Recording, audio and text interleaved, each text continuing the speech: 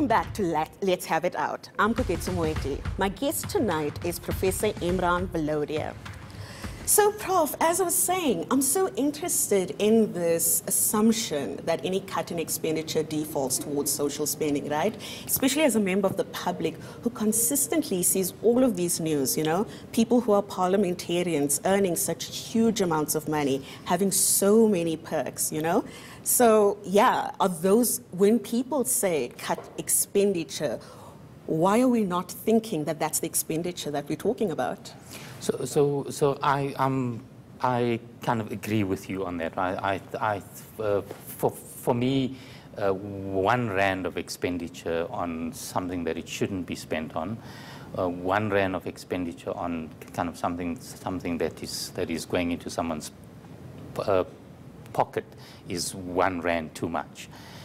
But I think you have to think about this in terms of what's the big numbers and what's the big picture. What we do successfully through kind of through the expenditure side of the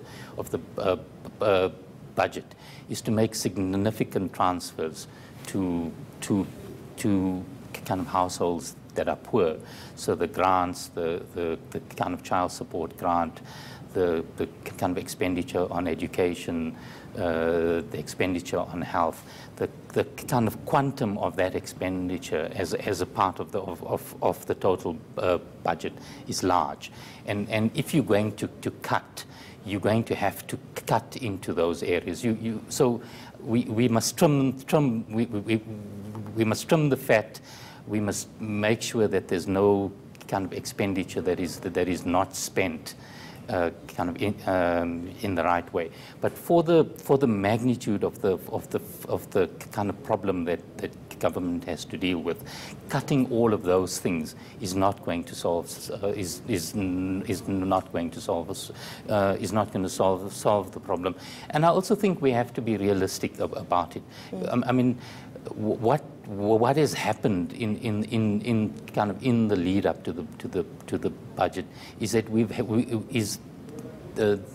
that we have had expenditure on kind of important social programs that have been cut.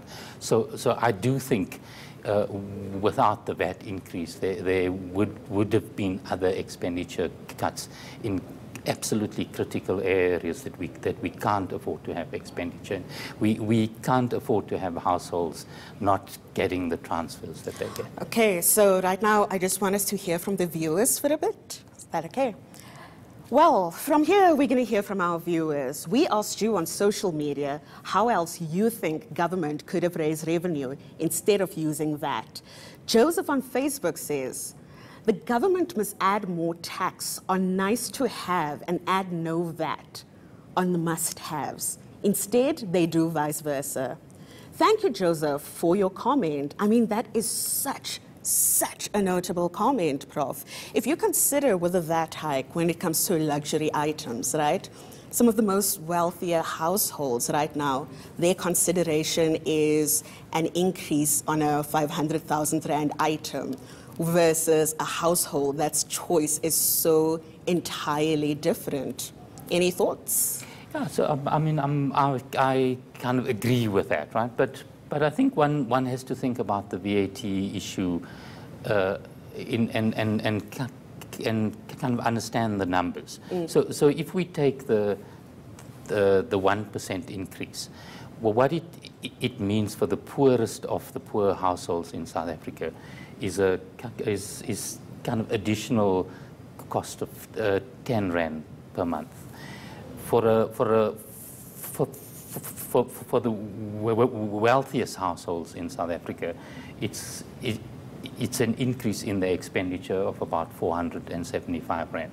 So what we must bear in mind is what the 1% increase does, is that it does take much larger amounts of money from those who have the ability to pay, and through through the expenditure side, we're transferring that that income to poor households. So we've heard this argument being used again, you know, that wealthier households do contribute much more.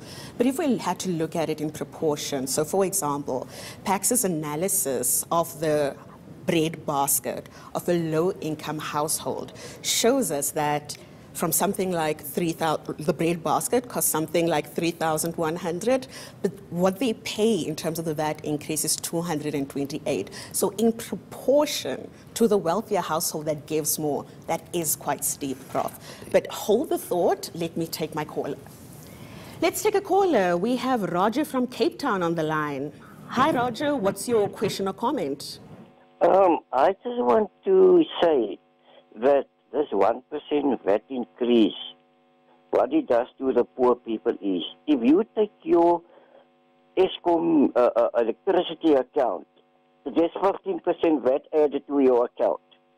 If you take your municipality account, they added 15% VAT.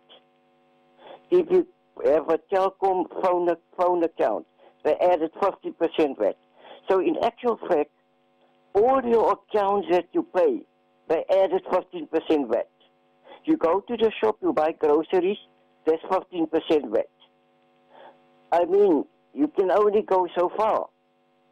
And if you're a pensioner, it's hard to live from your pension.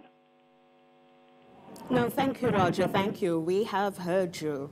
I mean, Prof, even I can't deny, hey, I live probably much better than a significant portion of black households in this country.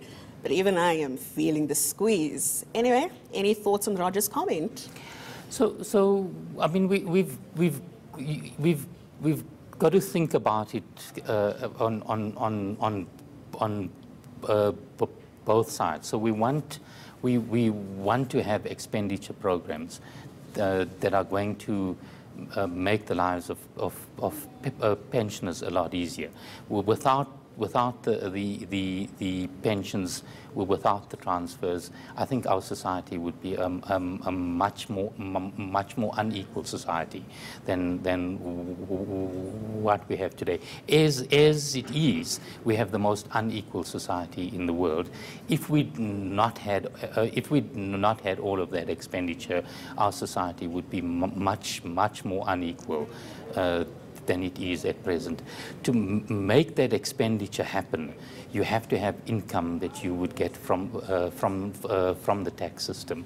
What VAT does is it takes a large amount of expenditure from kind of households that do spend a lot. So one of the problems in taxes is that there's all sorts of ways in which the rich can hide their income. So they can transfer it elsewhere. They cannot loopholes that could be closed. It's not inevitable. But there's a large amount of these loopholes. What they can't do is to hide their expenditure. So it's an extremely efficient way to collect, to sort of get the taxes in. I completely agree with you that there is a problem. I want you to hold the thought. We need to go to an ad break, Prof. We will take more of your questions and comments after the break. Don't go away.